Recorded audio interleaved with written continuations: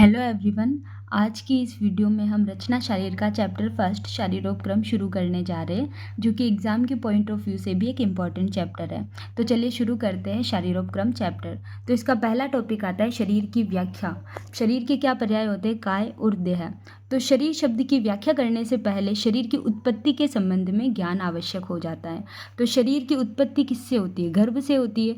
तो गर्भ कैसे बनता है अपन को वो भी याद होना चाहिए। तो इसके संबंध में आचार्य चरक और आचार्य सुश्रुत ने अलग अलग श्लोक दिए हैं। ये दोनों श्लोक इम्पोर्टेंट हैं, तो दोनों अपन को याद होने चाहिए।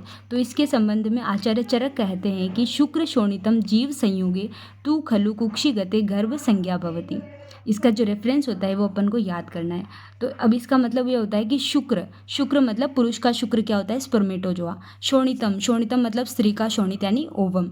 जीव संयुगे मतलब इनका संयोग होता है, शुक्र और शोणित का संयोग होता है। तू खलु कहाँ पे होएगा? कुक्षी गते। अब कुक्षी यहाँ पे किसके लिए आया है? गर्भाशय या फिर यूट्रस के लिए आया है।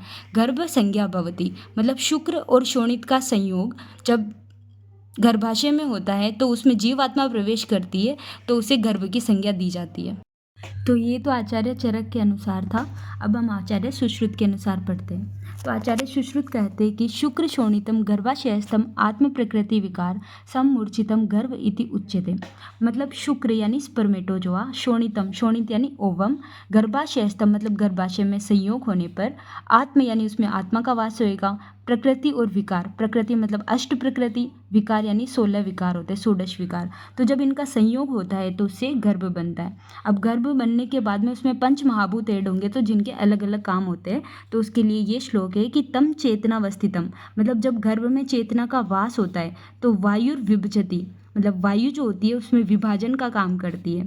तेज एनम पचती, तेज यानी जो अग्नि होती है उसे पचाने का काम करती है। आपह क्लेदयंती मतलब जल जो होता है उसमें क्लीनता प्रदान करता है। पृथ्वी सहनंती जो पृथ्वी होती है वो उसमें सहनन या फिर उसमें घनता उत्पन्न करती है। आकाशम विवर्धयति मतलब जो आकाश होता है उसमें विविधता या फिर उसमें रिक्तता प्रदान करता है, जिससे उसका आकार बढ़ता है और उसमें डिफ्रेंशिएशन करता है।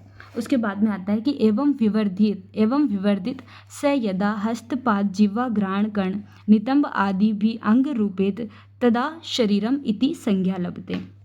तो इन पांचों महाभूत की क्रिया से शरीर में हाथ, पैर, जिह्वा, कर्ण, नितंब आदि जितने भी अंग और प्रत्यंग बनते हैं उससे अपने शरीर का निर्माण होता है। नेक्स्ट श्लोक अपना आता है कि तत्र शरीर नाम चेतना अधिष्ठान भूतम पंच महाभूत विकार समुदायात्मकम संयोगवाही। मतलब शरीर वह होता है जिसमें चेतना का वास होता है और जो पंच महाभूत से मिलकर बना होता है। दोष धातु मल मूलम ही शरीरम मतलब शरीर के मूल क्या होते हैं? दोष, धातु और मल।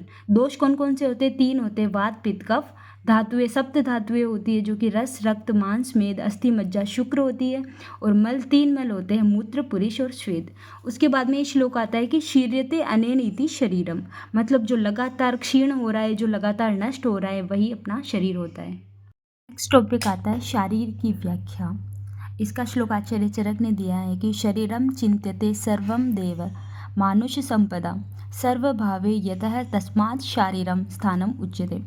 अर्थात शारीर क्या होता है? शारीर वह होता है जिसमें शरीर की देव शक्ति हो, जिससे इमेजिन करके, जिससे मनन और चिंतन करके और मानवीय साधनों का प्रयोग जैसे कि डाइसेक्शन करके और देख के, विचार करके और सभी भावों को जहाँ पे एक जगह पे उसकी व्याख्या करी जाती है उसे ही शरीर कहा जाता है।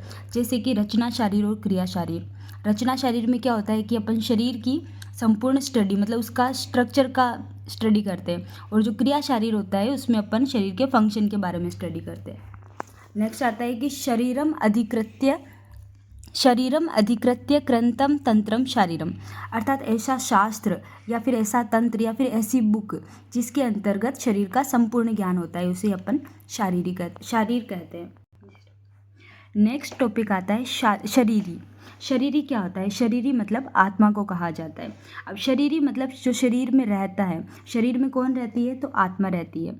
तो पंच महाभूत शरीरी समवायः पुरुष इति स एष कर्म पुरुष चिकित्सा अधिकृत है।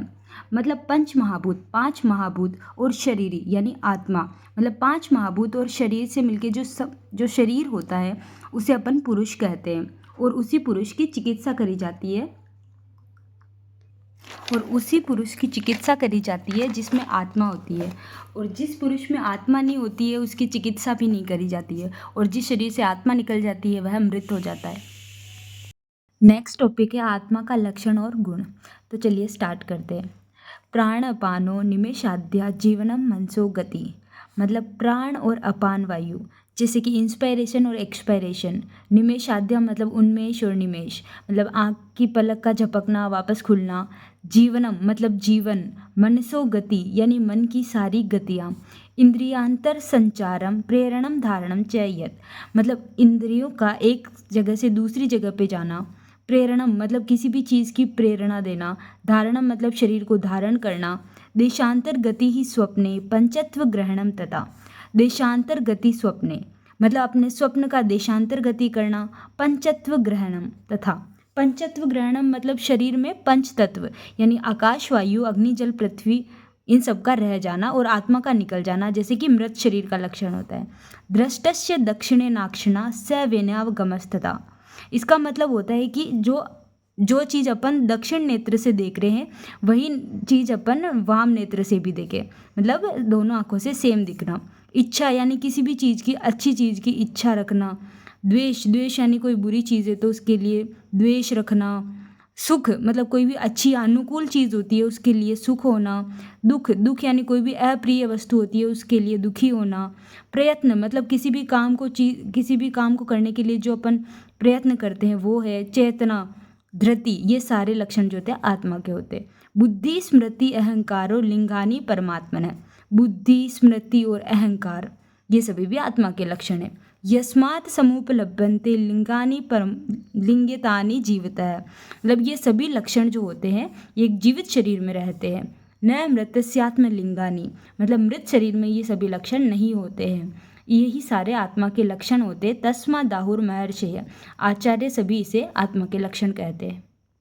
तो ये वाला श्लोक बहुत ज़्यादा इम्पोर्टेंट है। ये श्लोक अपन एना में भी पढ़ते हैं, ये फिजियोलॉजी में भी पढ़ते हैं, ये पदार्थ विज्ञान में भी पढ़ते हैं, और बहुत बार अपन को वाइवा में भी पूछा जाता है। तो इसलिए श्लोक थोड़ा सा बड़ा है लेकिन याद करना ज़रूरी है। इम्पोर्टेंट श्लोक है तो ये याद होना चाहिए, है ना।